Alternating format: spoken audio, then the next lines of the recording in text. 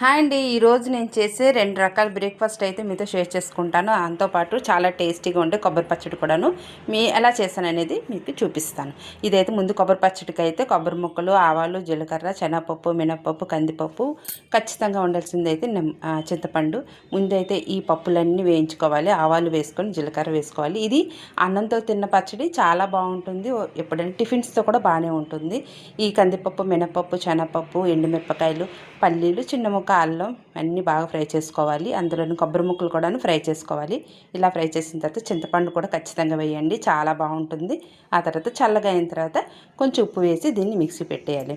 ఇలా అన్ని రకాల పప్పులు వేయడం వల్ల సూపర్ టేస్ట్గా ఉంటుంది, చాలా బాగుంటుంది. రెగ్యులర్గా చేసుకునే చట్నీ కన్నా ఈ పచ్చడి అయితే చాలా డిఫరెంట్గా ఉంటుంది, చాలా బాగుంటుంది.